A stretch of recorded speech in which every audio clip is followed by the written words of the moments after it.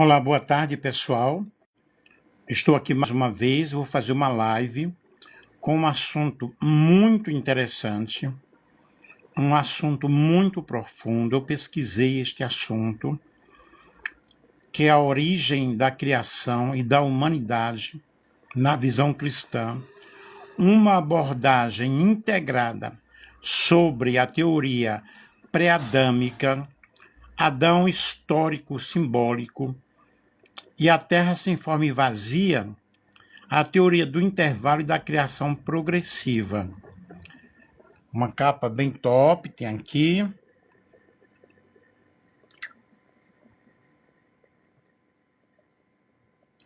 Compartilhem aí com outras pessoas, pois esta live é uma live muito interessante, super interessante.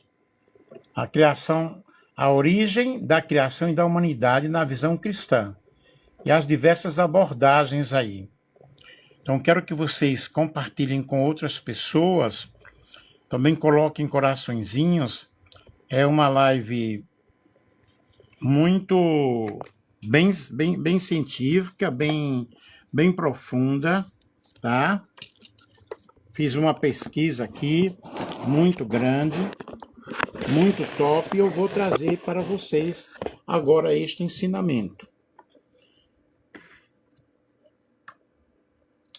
A chamada teoria pré-adâmica propõe a existência de seres humanos ou criaturas racionais anteriores a Adão, criados por Deus antes do relato de Gênesis, capítulo 1 ao 2.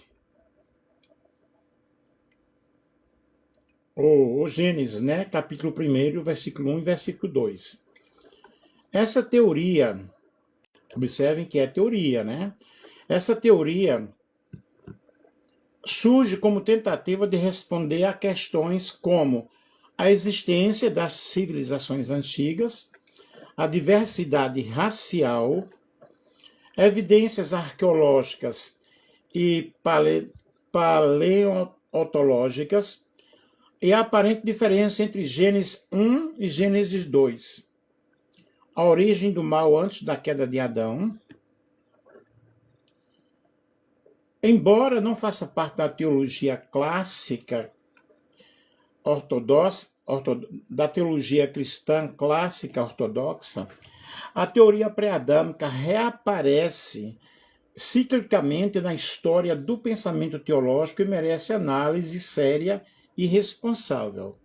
Sigam-me aí, porque é um assunto muito delicado, é um assunto complexo, não é fácil para compreender. A narrativa da criação de Gênesis tem sido, ao longo da história cristã, objeto de intensos debates teológicos, filosóficos e científicos. Questões como: Adão foi o primeiro homem? Houve criação antes de Gênesis 1, 2? A Terra passou por um juízo anterior? O texto é literal ou simbólico? Revelam que o tema não é simples, nem superficial, é um tema muito profundo. E esse estudo, esta pesquisa que eu fiz, propõe uma abordagem integradora, respeitando a autoridade das Escrituras, reconhecendo os gêneros literários bíblicos e dialogando com as principais correntes interpretativas cristãs, sem cair em reducionismos dogmáticos. Vejam que foi um estudo que eu fiz, uma pesquisa que eu fiz, é um artigo científico que eu estou trazendo para vocês. A terra sem forma e vazia, Gênesis capítulo 1, versículo 2, que é o ponto de partida teológico. A terra era sem forma e vazia, havia trevas sobre a face do abismo, Gênesis capítulo 1, versículo 2.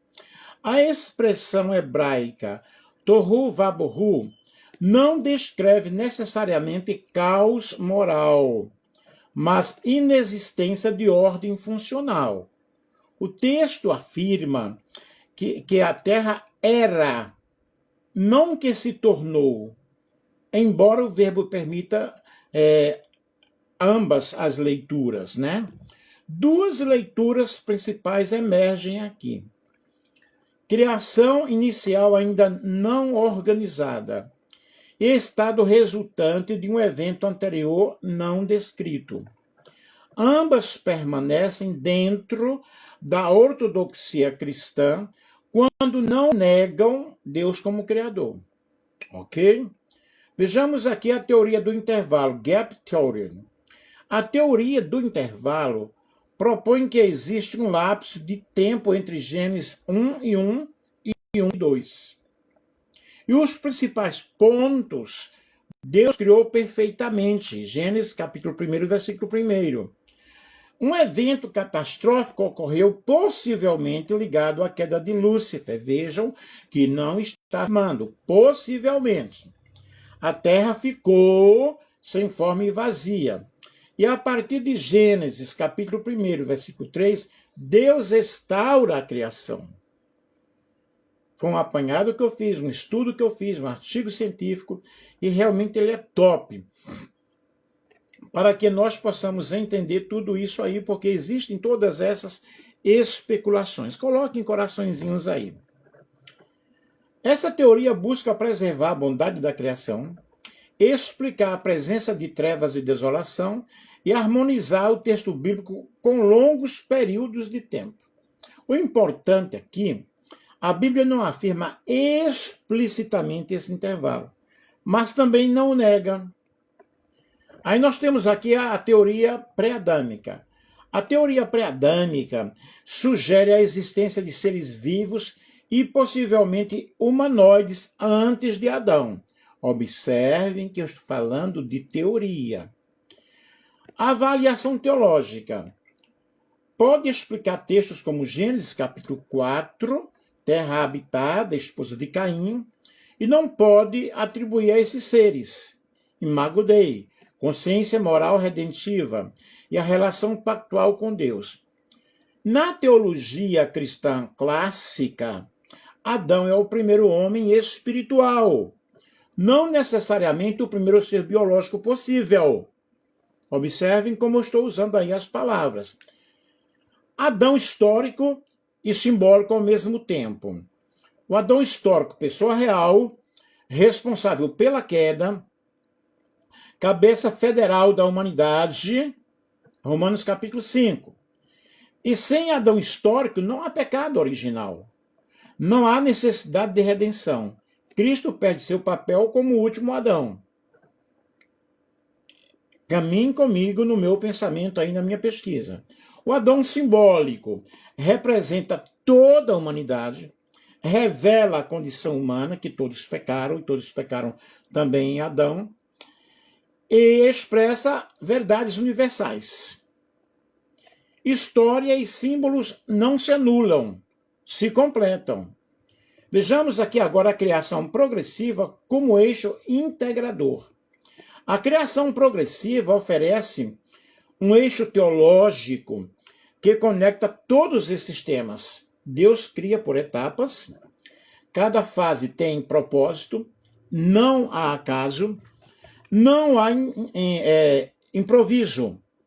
Ele permite longos períodos de criação, ordem crescente, intervenções diretas de Deus, um Adão criado de forma especial. A progressividade não nega milagres, nega apenas a leitura apressada.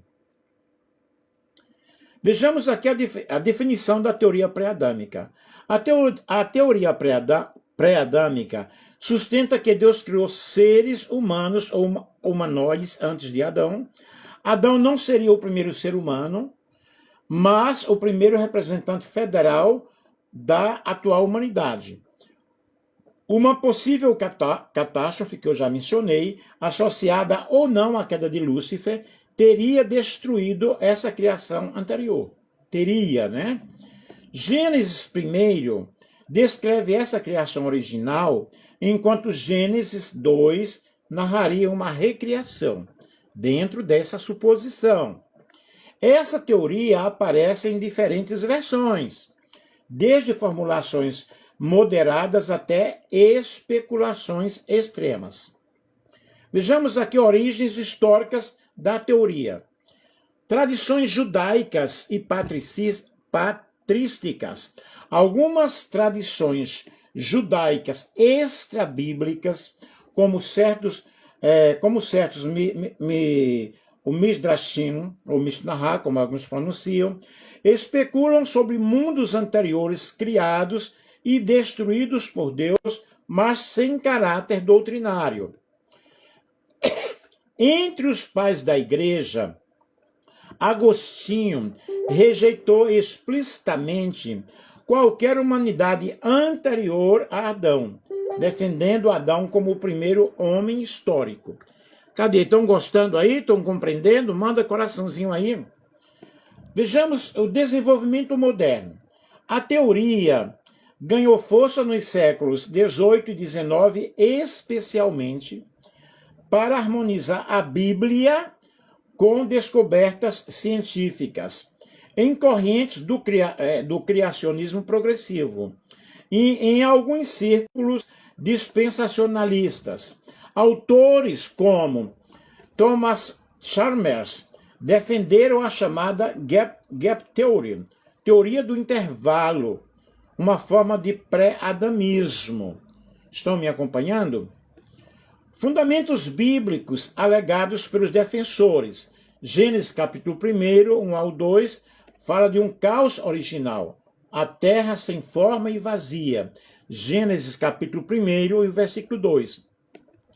Defensores afirmam que o termo hebraico Tohu Vadbahu indicaria destruição, não criação original ou inicial. Contudo, a maioria dos hebraístas entende o termo como estado não organizado, não julgamento. Diferenças entre Gênesis capítulo 1 e 2. Argumenta-se que Gênesis capítulo 1 descreve a criação da humanidade, Adão coletivo, enquanto Gênesis capítulo 2 fala de um Adão individual. E a resposta acadêmica para isso, nós temos Gênesis capítulo 2, não é uma segunda criação, mas um zoom narrativo teológico sobre o sexto dia. Caim e a cidade, Gênesis capítulo 4, versículo 17. A pergunta de onde vieram as pessoas da cidade de Caim é frequentemente usada como argumento pré-adâmico. A resposta clássica, o crescimento populacional por longos períodos e genealogias seletivas resolve a questão sem necessidade de pré-adamismo. Vejamos a análise teológica crítica. Adão como cabeça federal da humanidade. O Novo Testamento é decisivo. Assim como em Adão todos morrem, em Cristo todos serão vivificados. 1 Coríntios, capítulo 15, versículo 22.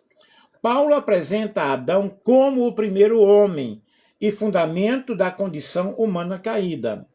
A teologia da redenção perde coerência se Adão não for universalmente representativo.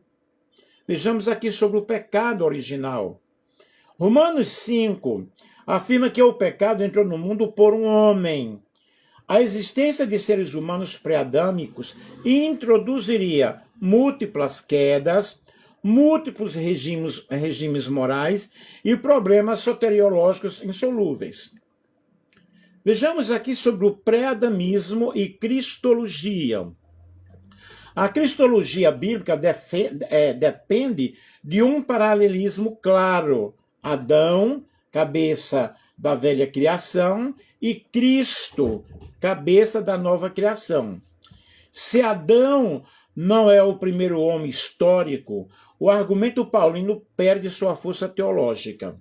Tranquilo até aqui? Vejamos ciência, antropologia e pré-adamismo. A ciência moderna não exige a teoria pré-adâmica. A maioria dos modelos cristãos contemporâneos trabalham com humanidade única, processos longos e leitura não literalista dos dias. Pré-adamismo frequentemente surge mas com uma tentativa apologética apressada, do que necessidade científica real. Vejamos os desvios e usos perigosos da teoria. Historicamente, versões distorcidas do pré-adamismo foram usadas para justificar racismo, para negar a dignidade universal e criar hierarquias espirituais. Esses usos são incompatíveis com a ética cristã. A posição da teologia cristã majoritária. A posição predominante é Adão como o primeiro ser histórico, Gênesis como narrativa teológica não científica, unidade da raça humana e centralidade da queda e da redenção em Cristo. A teoria pré-adâmica é considerada especulativa sem base bíblica sólida. A teoria pré-adâmica surge de perguntas legítimas, mas oferece respostas teologicamente frágeis. Ela carece de sustentação bíblica clara, compromete a doutrina do pecado original e enfraquece a cristologia paulina. A fé cristã não depende de explicações especulativas sobre mundos anteriores, mas da afirmação central de que Deus criou, o homem caiu e Cristo redimiu, e a nova criação está em curso. Que haverá restauração lá no final com a criação de novos céus e nova terra.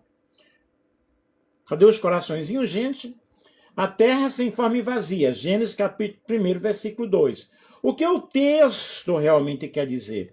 A terra era sem forma e vazia e havia trevas sobre a face do abismo. E o Espírito de Deus pairava sobre as águas. Gênesis capítulo 1, versículo 2. O texto original hebraico, a expressão sem forma e vazia vem do hebraico, tohu vadbohu. E essas palavras não significam destruída, amaldiçoada ou julgada. Elas significam tohu ou tohu, desorganizado, não estruturado, uniforme. Bohu ou bohu, vazio, não preenchido, inabitado. E a ideia central é o estado inicial, não ruína. O que não significa. É importante esclarecer que o texto não está dizendo porque aqui surgem muitos erros teológicos. Vou repetir, é importante esclarecer o que o texto não está dizendo. Porque é justamente aqui que ocorrem muitos erros teológicos. Não diz que a terra foi destruída. Não diz que houve um julgamento anterior. Não diz que existia uma civilização pré-adâmica. Não indica uma catástrofe ligada à queda de Lúcifer. Essas ideias não estão no texto. São leituras posteriores. Vejamos o significado teológico correto. Gênesis capítulo 1 apresenta Deus criando ordem a partir do caos inicial. O capítulo segue uma lógica muito clara. Vejam bem, dias 1 ao 3, Deus dá forma, luz, trevas, céus, mares, terra e vegetação. Dias 4 e 6, Deus preenche astros, aves e peixes, animais e seres humanos, ou seja, sem forma, Deus organiza. Vazia, Deus preenche. Isso mostra que o caos não é rival de Deus, é matéria-prima da criação. Me compreendem? Vejam que é um assunto complexo, é um assunto difícil, de difícil compreensão. Cadê os coraçõezinhos? Não estão gostando, não? Paralelo com outros textos bíblicos. Quando Tahad Bohu aparece em outros textos, como Isaías 34:11, Jeremias 4:23, aí sim está ligado a julgamento. Mas, uma atenção aqui. O contexto define o sentido, não a palavra isolada. E nós não podemos pegar uma palavra isolada e trazer uma interpretação. Gênesis 1, em Gênesis 1 não há pecado, não há julgamento, não há queda. Logo, o sentido inicial não é punitivo. Vejamos aí o papel do Espírito de Deus. O texto diz que o Espírito de Deus pairava sobre as águas. E isso é fundamental. A palavra pairava, rachapé, indica cuidado, proteção, preparação, potencial criativo. Onde o Espírito paira, não há caos destrutivo. Há o quê? Há gestação. A implicação teológica profunda aqui. Gênesis ensina que Deus cria por processo. Deus não cria tudo acabando de uma só vez. Há um processo. Ordem nasce gradualmente. E isso derruba duas ideias erradas. Deus só age no perfeito. Caos significa ausência de Deus. Pelo contrário, Deus começa exatamente onde não há forma. Me compreendem? Cadê os coraçãozinhos, pessoal? Muitas vezes nossa vida está sem forma, nossos sentimentos estão vazios, nossas estruturas estão confusas, e o Espírito de Deus não se afasta disso. Muito pelo contrário, ele paira, antes de Deus organizar, ele permanece. Antes de Deus preencher, ele sustenta. Como explicar então a terra sem forma e vazia? Resposta fiel ao texto bíblico. Era o estado inicial da criação, ainda não organizada, ainda não habitada, mas já sob a ação ativa do Espírito de Deus. Nada mais, nada menos. A terra sem forma e vazia não é sinal de fracasso, julgamento ou criação anterior destruída. É o ponto da partida da ação criadora de Deus. Deus não começa no caos para consertar um erro. Ele começa no caos para revelar seu poder de criar ordem, beleza e vida. Daí, pessoal, estão gostando aí da palestra? A teoria do intervalo, Gap Theory. O que é e de onde veio e como avaliá-la biblicamente? O que é Gap Theory? A teoria do intervalo propõe que existe um longo período de tempo, um intervalo, entre Gênesis capítulo 1, versículo 1 e Gênesis capítulo 1, versículo 2. Segundo essa teoria, Gênesis capítulo 1, versículo 1, descreve uma criação perfeita e completa. No princípio, criou Deus os céus e a terra. E entre capítulo 1, versículo 1 e capítulo 1, versículo 2, teria ocorrido a queda de Lúcifer. Vocês já ouviram falar sobre isso? Um julgamento cósmico, a destruição dessa criação original. Gênesis capítulo 1, versículo 2, descreve a terra arruinada. A terra tornou-se sem forma e vazia. Os dias da criação, Gênesis capítulo 1, versículo 3 em diante, seriam uma recriação, seriam uma recriação e não a criação original. Isso segundo essa teoria. Por que essa teoria surgiu? O Gap Theory surge principalmente nos séculos 18 e 19 para conciliar a Bíblia com a antiguidade da Terra, para explicar fósseis e extinções e para justificar a origem do mal antes de Adão e lidar com a queda de Satanás fora de Gênesis capítulo 3. Ela foi popularizada por Thomas Chalmers e a Bíblia de referência de Dr. Scofield. Textos bíblicos usados como base. Gênesis capítulo 1, versículo 2, era ou tornou-se. Defensores dizem que a terra tornou-se sem forma e vazia. E o problema, o verbo hebraico ayah, normalmente significa era. A tradução tornou-se é possível, mas não exigida pelo contexto. Vejam que é um assunto delicado, é um assunto top, muito bom, e nós aprendemos muito com isso. A maioria dos hebraístas rejeita a mudança. Torhud Vaborhud afirma que sem forma e vazia indica juízo. E a resposta em Gênesis capítulo 1, não há pecado, não há linguagem de julgamento. O Espírito de Deus está presente. Logo, o termo indica estado inicial e não ruína. Sigam bem aí o meu pensamento que vocês irão compreender. Isaías capítulo 45, versículo 18, Deus não criou a terra para ser torrudo. A resposta, o texto fala do propósito final, não de um propósito inicial. Não contradiz Gênesis capítulo 1 e 2. Problemas teológicos do Gap Theory. Introduz a morte antes do pecado. Romanos 5,12 diz, por um só homem entrou o pecado no mundo e pelo pecado a morte. E essa teoria, a Gap Theory, exige morte, exige extinções, exige sofrimento. E antes da queda de Adão, é o que contradiz a teoria paulina. Enfraquece a teoria da criação boa, a teologia da criação boa. Gênesis afirma repetidamente e viu Deus que era bom. E a teoria cria uma criação fracassada anterior. E nós observamos em Gênesis quando diz assim, e Deus viu que tudo era muito bom. A base textual frágil. A teoria depende de leituras forçadas, insere eventos que não são mencionados, lê o texto de fora para dentro. E nós temos que ler o texto dentro das suas entrelinhas, dentro de uma linguagem implícita. A posição teológica majoritária. A maioria dos teólogos bíblicos afirma não há intervalo entre Gênesis capítulo 1, versículo 1 e Gênesis capítulo 1, versículo 2. O texto descreve uma criação progressiva.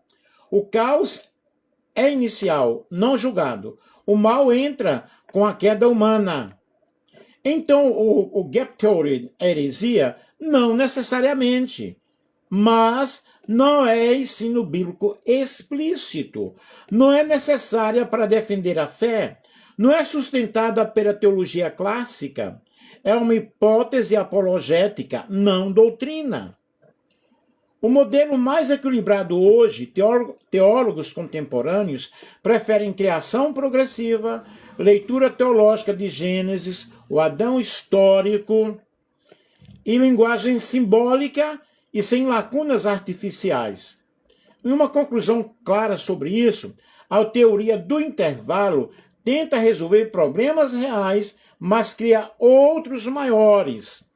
Ela não é exigida pela Bíblia, não melhora o evangelho, enfraquece a doutrina da queda, introduz especulações desnecessárias.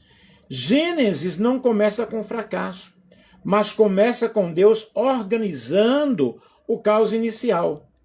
E uma frase aqui para você guardar, Deus não recria o que falhou. Ele cria ordenando o que não estava pronto, porque Deus não falhou na sua criação. Vejamos sobre a criação progressiva. Uma leitura bíblica, teológica e responsável de Gênesis. O que é a criação progressiva? A criação progressiva afirma que Deus é o Criador dentro de todas as coisas, mas atuou de forma ordenada, gradual e intencional ao longo do tempo, preparando a criação até chegar ao ser humano. Ela sustenta três pilares centrais. Deus cria, não é o acaso. A criação é intencional e boa. O processo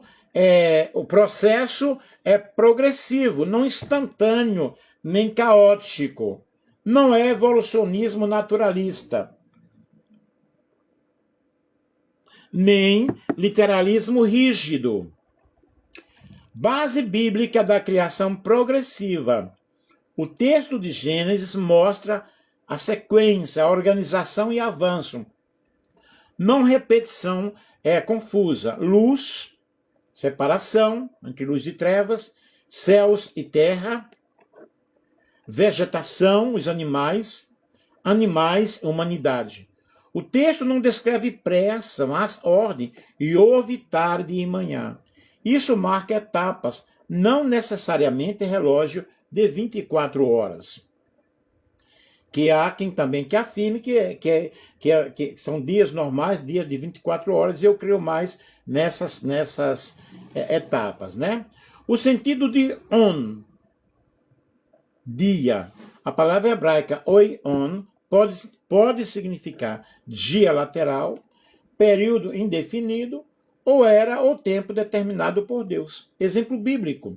No dia em que o Senhor Deus fez a terra e os céus. Gênesis capítulo 2, versículo 4.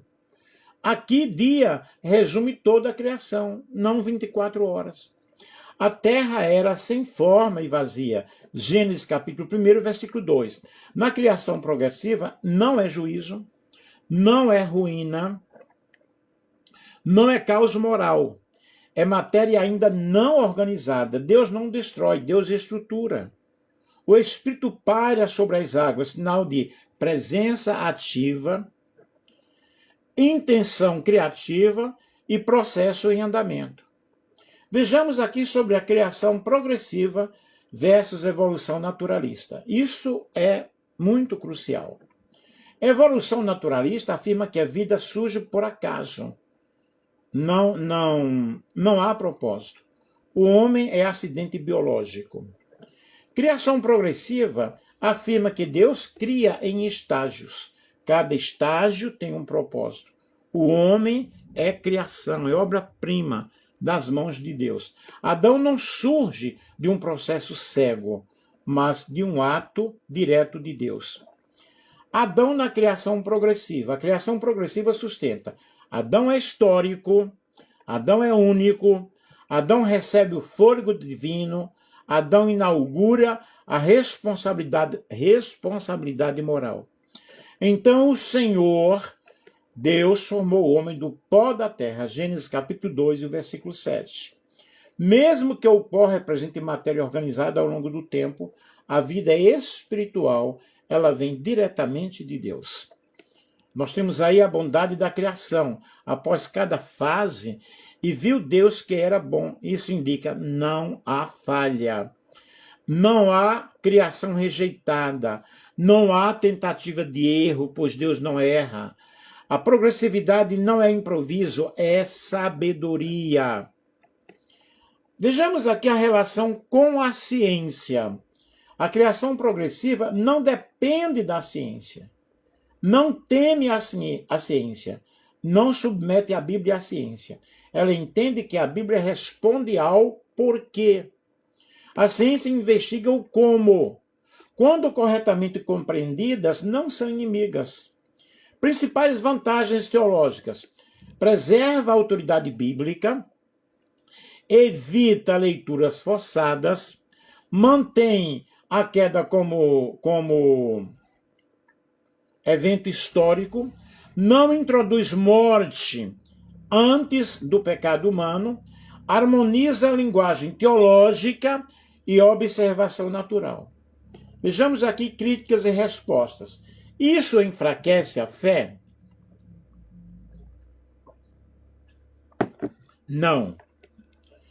Enfraquece o fundamento, não a fé. Isso relativiza a Bíblia? Não. Leva o gênero literário a sério. Isso é compromisso com o mundo? Não, é compromisso com o texto. A conclusão teológica disso, a criação progressiva, afirma que Deus não criou tudo de uma só vez, porque não precisava provar poder, mas quis revelar sabedoria, ordem e propósito. E a criação, ela não é mágica, é pedagogia divina. Deus cria como que ensina, passo a passo, sem pressa, sem erro e sem acaso. Vejamos aqui o Adão histórico e o Adão simbólico. Como a teoria cristã compreende o Gênesis hoje? Por que essa discussão existe? A pergunta: Adão foi histórico ou simbólico? Surge da tensão entre a leitura bíblica tradicional, a ciência moderna, a antropologia, genética e arqueologia, e a hermenêutica literária contemporânea. A resposta teológica madura não é simplista. Existem modelos interpretativos, não apenas sim ou não. O que significa o Adão histórico? O Adão histórico é a compreensão de que Adão foi um indivíduo real, viveu em um tempo de espaço concretos, foi o primeiro ser humano responsável diante de Deus, sua desobediência teve consequências universais. E essa posição entende Gênesis 1 ao 3 como narrativa teológica ancorada em um evento real. A base bíblica aqui para o Adão histórico, Gênesis apresenta Adão como genealogia. Gênesis capítulo 5. Jesus menciona Adão implicitamente ao falar da criação em Mateus capítulo 19, versículo 4. E Paulo trata Adão como pessoa real, Romanos capítulo 5, versículo 1 e 1 Coríntios capítulo 15. Paulo não usa Adão como metáfora literária, mas como um contraponto real a Cristo. Vejamos as implicações teológicas. Sem Adão histórico, a doutrina do pecado original perde a base. A necessidade universal da redenção enfraquece. E a tipologia Adão-Cristo se rompe. Por isso, a teoria clássica sustenta Adão como histórico. E o que significa, então, o Adão simbólico? A definição Adão simbólico entende que Adão representa a humanidade como um todo. E Gênesis capítulo 1 ao 3 é linguagem mítica teológica. O foco não é quem foi, mas o que somos. Aqui, Adão não é negado como figura teológica, mas não é exigido como indivíduo histórico-literal. E a base hermenêutica que nós temos aqui, Gênesis usa a linguagem arquetípica. Adão significa simplesmente homem. O texto fala mais de condição humana do que de biografia. Essa leitura ela é comum em teologia liberal, alguns teólogos contemporâneos, leituras dialogadas com a ciência evolutiva. As implicações teológicas que nós temos aqui ajudam a dialogar com a ciência, fragiliza a doutrina do pecado original, torna a queda um processo difuso e enfraquece o paralelismo com Cristo.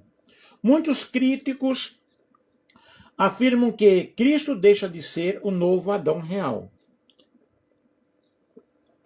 O modelo integrador, Adão histórico, com a linguagem simbólica.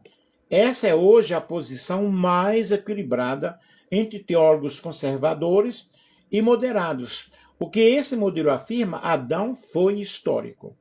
Gênesis usa a linguagem simbólica para descrever as realidades profundas. O jardim, a árvore e a serpente possuem valor teológico não científico. A queda foi real, ainda que descrita de forma não literária. Vejamos aqui histórico no evento, simbólico na linguagem. Analogia simples, queridos. Imagine um fato real contado em poesia. O evento aconteceu, mas a forma de narrar carrega símbolos. Assim é o Gênesis. Adão, ciência e humanidade. Vejamos. A Bíblia não define cronologia científica, não descreve genética, não nega processos longos. Ela afirma mais profundo. Houve um momento em que o ser humano se rebelou contra Deus. E essa ruptura nos define até hoje. Se isso aconteceu com um casal específico, ou com um grupo representado por Adão, teologicamente, Adão ainda precisa ser real como origem moral. Por que isso importa para a fé? Por quê? O pecado deixa de ser um erro coletivo e passa a ser responsabilidade. A salvação deixa de ser ideia e se torna resposta histórica. Cristo não salva um conceito, ele salva pessoas reais. E a conclusão equilibrada que nós chegamos aqui, Adão não é um mito vazio. Também não é um personagem científico. É um homem real apresentado em uma linguagem teológica e representa a humanidade inteira. A fé cristã não exige literalismo rígido, mas exige coesão teológica. Sem Adão, o evangelho perde chão. Sem simbolismo, o texto perde profundidade. Adão foi real na história e universal no seu significado.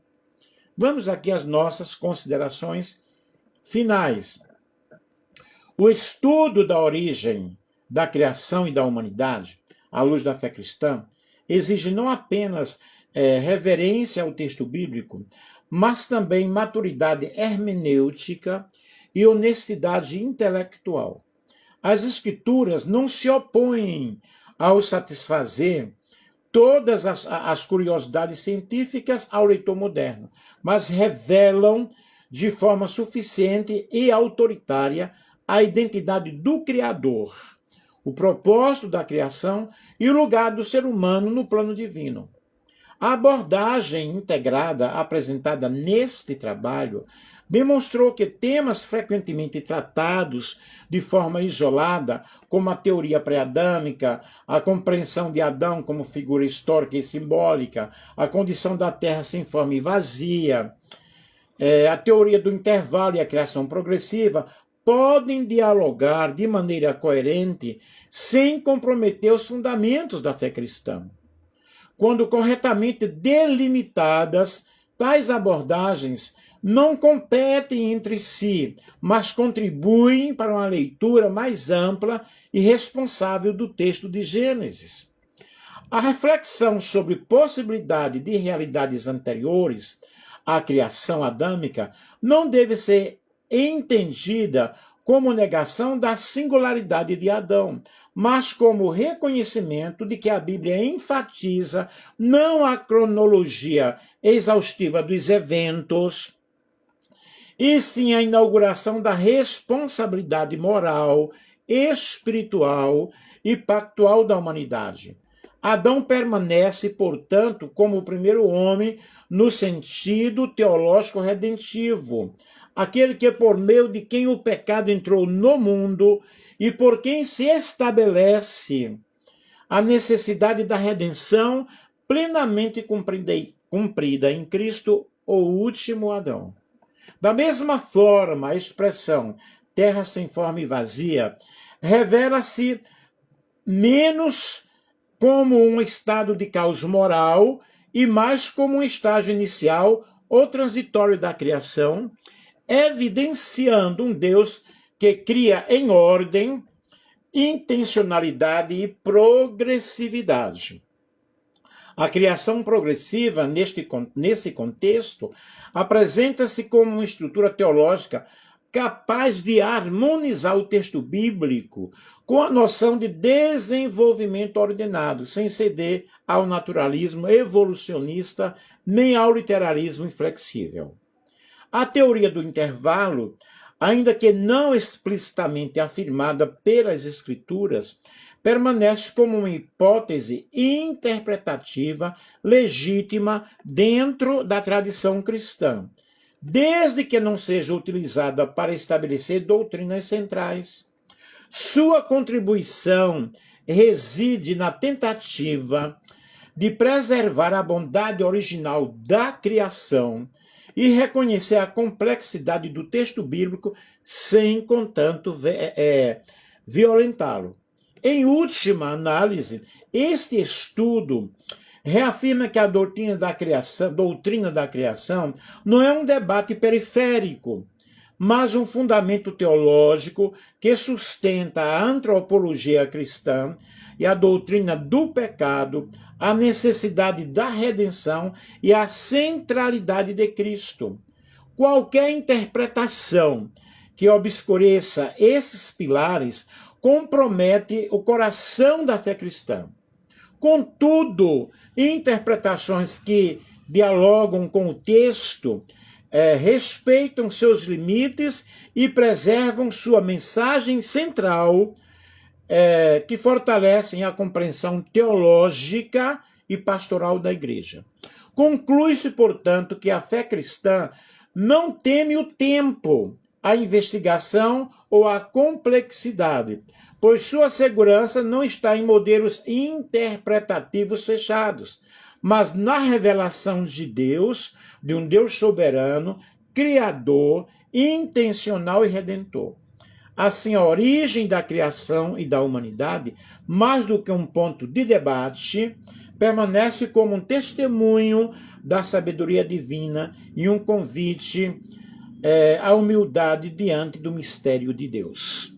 Isso aí foi o que nós pesquisamos o que eu pude buscar aí, e nas referências aqui eu tenho a interpretação literal de Gênesis, Agostinho, Teologia Sistemática de Luiz Berkoff, comentário sobre o livro de Gênesis, de João Calvino, Gênesis 1 ao 4, uma análise linguística, literária e teológica de John Collins, Teologia Sistemática de Millard Erickson, comentário bíblico de Gênesis, Mateus Henry, introdução e comentário, Gênesis, introdução e comentário, Derek Kidner, o registro de Gênesis, Henry M. Morris, a supremacia de Deus na criação, John Piper, introdução à teologia do Antigo Testamento, Alan Richardson, o diabo, as percepções do mal na antiguidade ao cristianismo primitivo, Burton Jeffrey Russell, culpa e graça, Paul Turner, o mundo perdido de Gênesis 1, John H. Walton, Gênesis 1 a 11, comentário, Klaus Westermann, a nova perspectiva sobre Paulo, N.T. Writing, e assim outras referências nas quais nós buscamos para embasar todo este estudo, todo este trabalho, todo este artigo científico. Eu espero que vocês tenham compreendido. Realmente é um assunto muito polêmico, mas acredito que eu expliquei muito bem. Que Deus abençoe a todos vocês que me acompanharam. Sigam-me nas minhas redes sociais. Eu vou colocar esta live no Facebook e depois no canal do YouTube. Um grande beijo para todos vocês. Que Deus ajude, que Deus abençoe de uma forma toda especial. Tudo que eu faço com amor, com dedicação, buscando trazer um conhecimento para vocês. Um grande abraço.